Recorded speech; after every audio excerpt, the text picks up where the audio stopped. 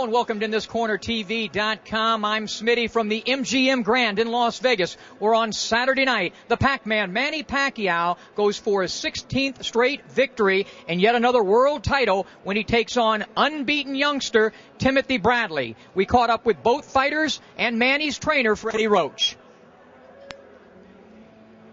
Manny, first of all, I've always found you to be a deeply religious guy. So what are the changes? Were you talking the talk and not walking the walk? What's the difference? Because I've always found you to be a religious guy. Yes, now I found the right way to follow, to obey the commandments of God. What is the main thing that made you make this type of change? What was it? Was it something personal? Was it the boxing or both? The main thing is when I reading the Bible, I found out reading the Bible. That's the manual to life.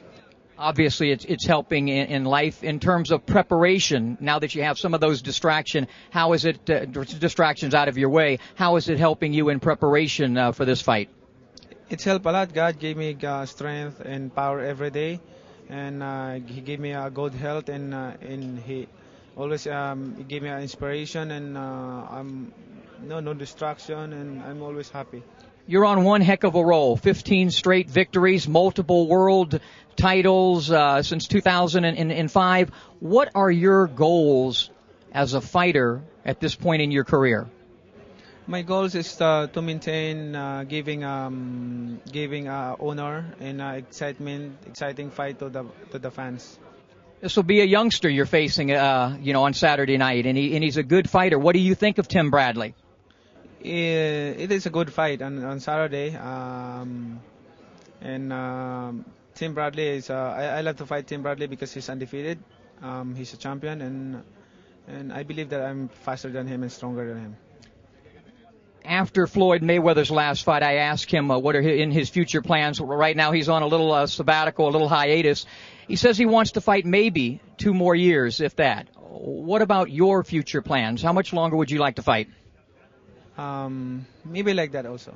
And will he be part of that plan? I don't know. Well, best of luck on Saturday night. Thank you. I just mentioned to Manny, I've been at so many of the camps.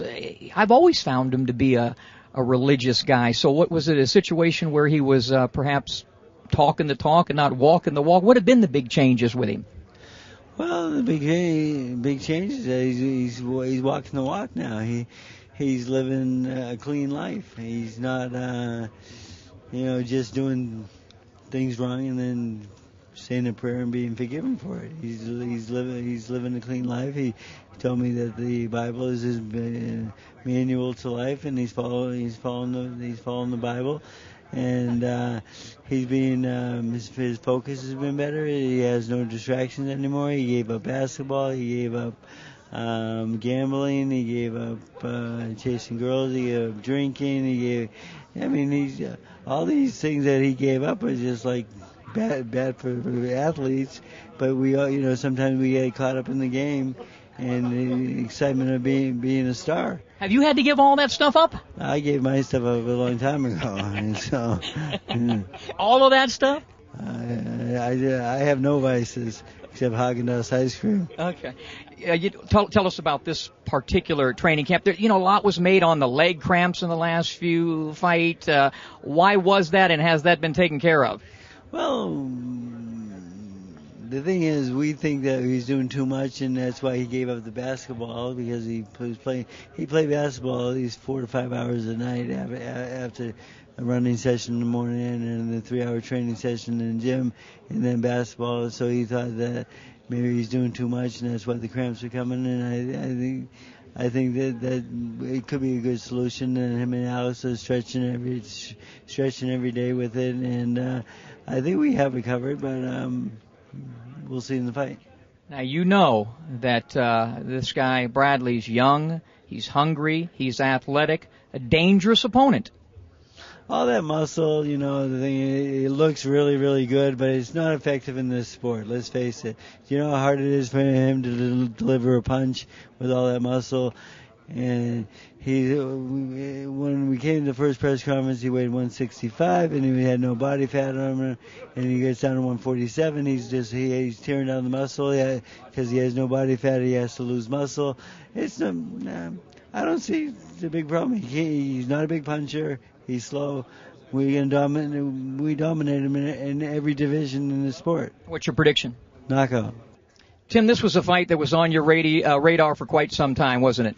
Absolutely. It's been about 4 years I've been waiting on this fight. It's finally here, and I'm ready to deliver. What was it in Pacquiao or yourself that made you feel that you were ready for Pacquiao now? Well, it's the perfect moment. 4 years ago, I probably wouldn't have been ready.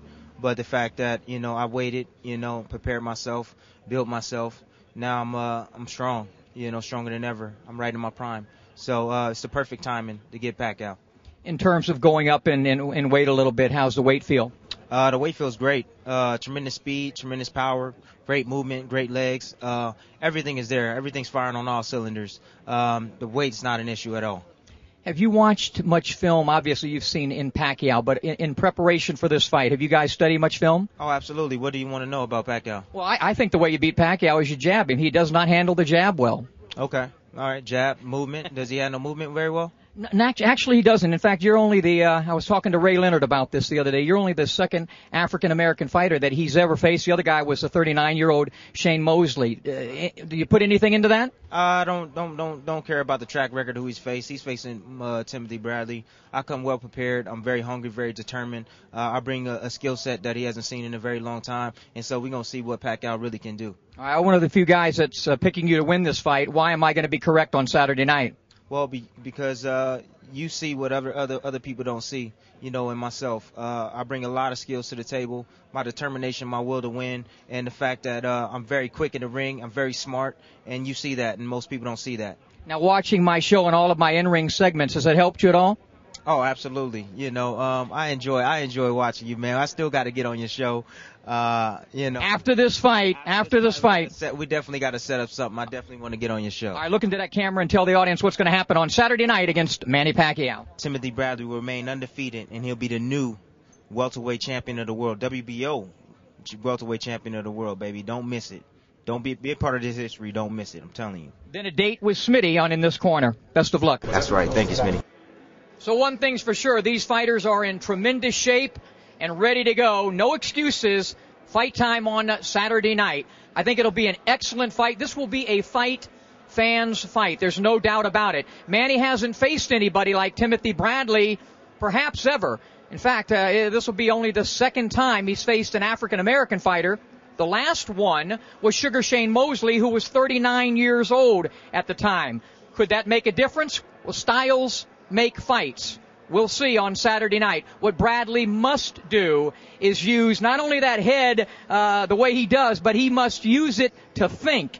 He needs to box Manny Pacquiao as well as just charge in there and utilize, as I mentioned to him, the left jab, which Manny's always had a problem with. If he does that, I think he's got an excellent shot of pulling off the upset on Saturday night against Manny Pacquiao. We'll be back with post-fight reaction. For InThisCornerTV.com from the MGM Grand in Las Vegas, I'm Smitty.